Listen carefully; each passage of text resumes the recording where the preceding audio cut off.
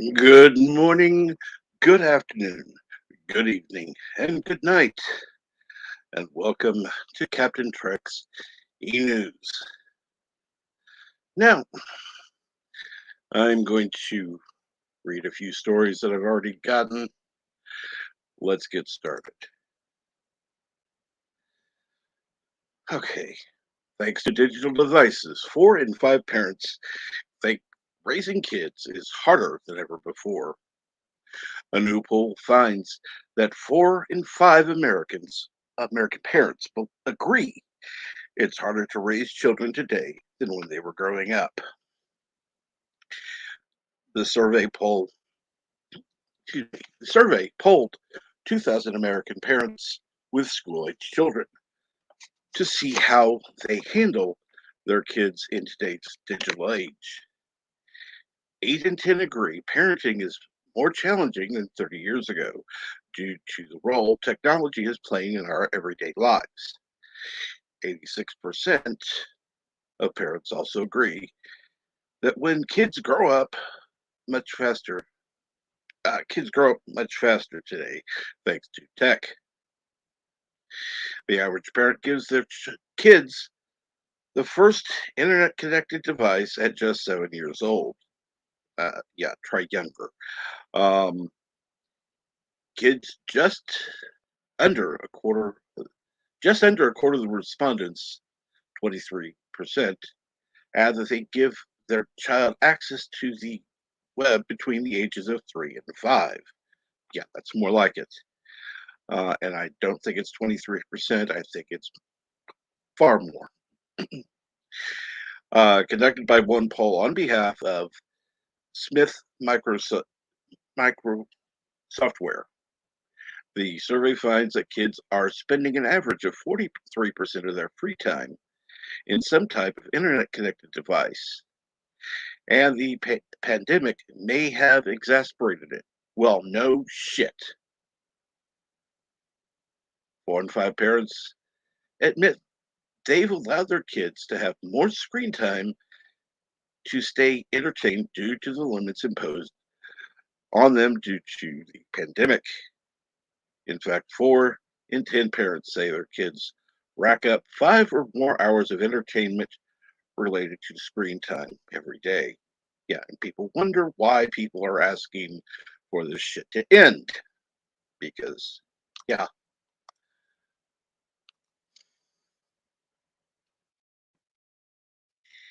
All right. Queen's Bohemian Rhapsody named Best Driving Song in a poll of 2,000 adults put together by Giovanna and conducted by one poll. Respondents named the 6 minute classic as the best driving song of all time. ABBA's Dancing Queen, 25%. Bon Jovi's Living on a Prayer, 24%. And Fleetwood Mac's Go Your Own Way, 22%. Rounded out the Mount Rushmore road trip music.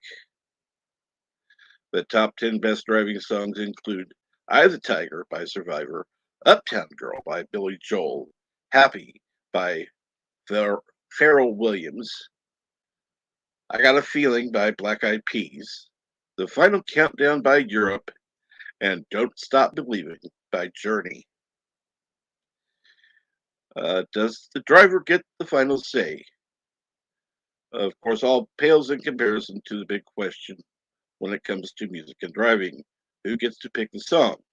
2 in 3 people, 65%, concede that the person behind the wheel gets the final say on the music, but 6% usually let their kids decide. First of all, that is absolutely not true. Uh, Definitely more than 6% let their kids decide. And unfortunately, if you're talking about adults in the car, yes, the driver gets the final say and definitely needs some input. But if you got kids in the car, You got to consider the kids as well. That's just my input on this story. 4 in 10, kids, or excuse me, 4 in 10 listen to music, more music in their car than anywhere else. 55% wholeheartedly believe that music makes driving more fun in general. Well, I agree. Um,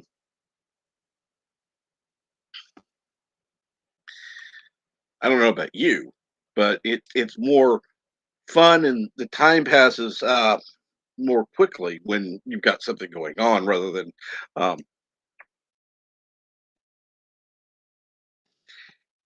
nothing to focus on. You know,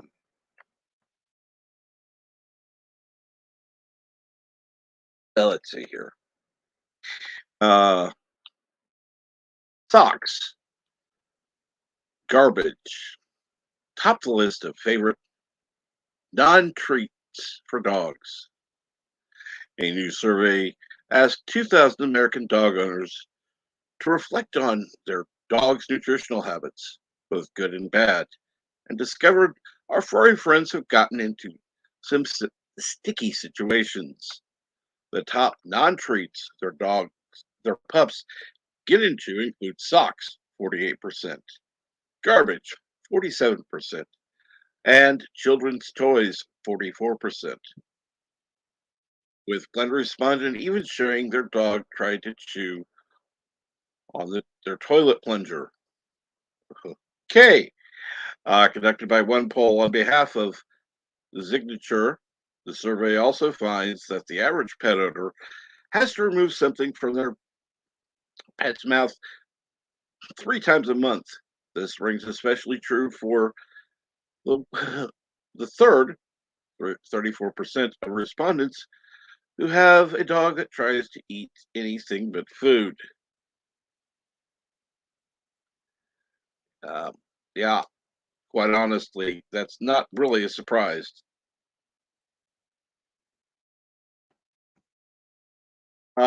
Let's see. 1 in 4 say that they never have time to make breakfast. Nearly two-thirds of working Americans sometimes get so busy that they end up skipping meals, 64%. More than half of those respondents are too busy to make breakfast in the morning during the week, 57%, leading to 1 in 5 to skip breakfast regularly. Although people favor classic breakfast foods like eggs, pancakes, French toast, they are more likely to have a more time for a more quick breakfast during the week, like toast or cereal. Toast, 40%, cereal, 33%. More than 2 in 5 Americans sometimes have breakfast on the go, 42%. And working respondents even say they like, they're even likely to have breakfast in their car twice a week. Uh, so, what's the best breakfast item to have on the go? 1 in 5 say it's a drink that helps them feel energized, such as coffee or tea, 22%. I don't know why it wasn't broken down between the two,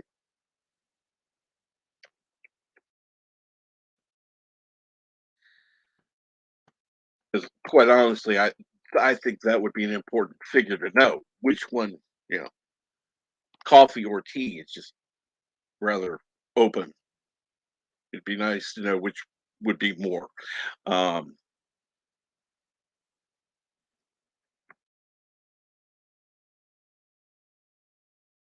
all right.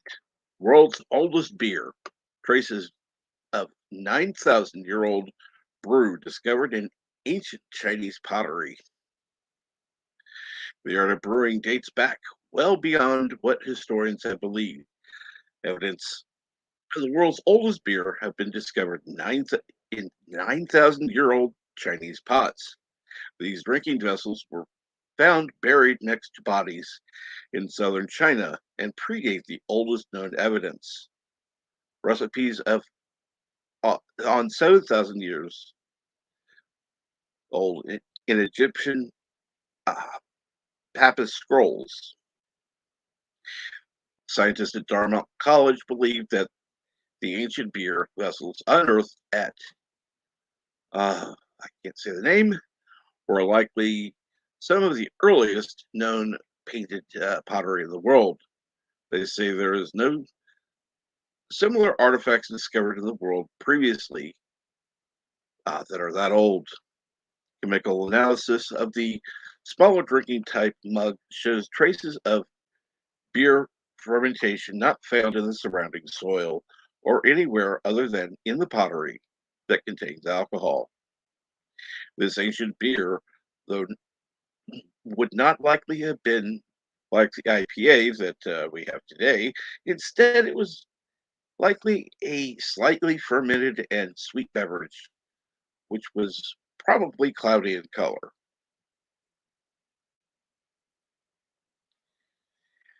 Now, exercising too close to bedtime can result in a bad night's sleep. Although exercise is typically beneficial and helps people get a good night's rest, a new study finds that breaking a good sweat too close to bedtime can actually keep you up later and cause you to sleep less. Really? They had to do a survey to find this out.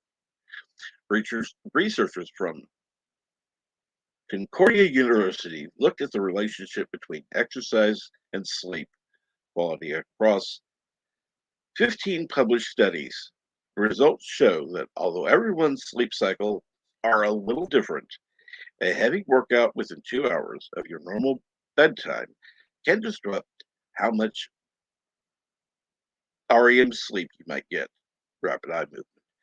Um, Timing is everything when exercising before bed.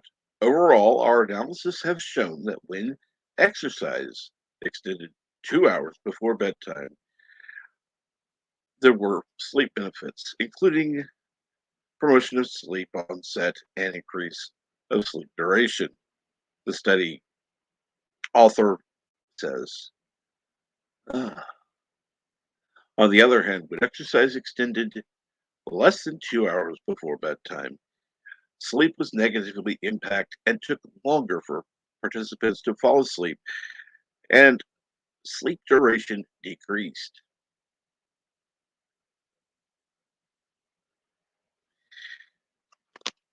Now, class count, easy for me to say, class clowns may be the most intelligent students.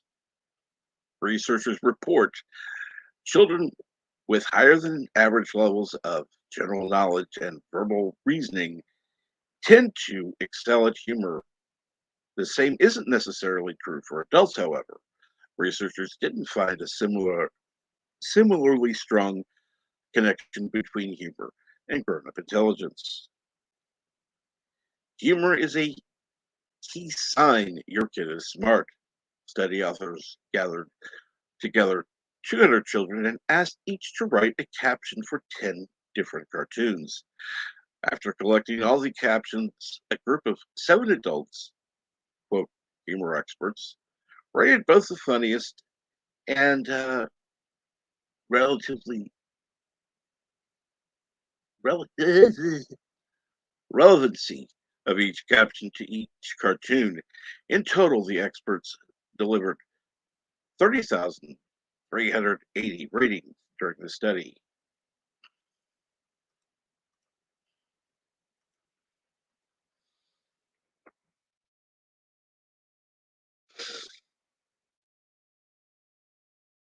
Now, when researchers compared intelligence and humor performance, a clear pattern emerged. General intelligence is highly correlated with humor. The study states that the intelligence accounted for 68% of the observed difference in humor ability among the kids. Notably, study authors found that children with both higher general knowledge and higher verbal reasoning to be funnier than their peers. The study appears in Humor, International Journal of Humor Research. Nah, couldn't be biased that way. And let's see here. Let me get to the chat. All right. Before we end this, I do want to say good morning to everyone who is watching both live and on the replay. And I do want to say good morning to 47 Yorktown and good morning to Dave G Sound. We're going to be going live on Morning Brew in just a few minutes. So please feel free to go on over there to join us. Have a great day. And again, thank you for joining.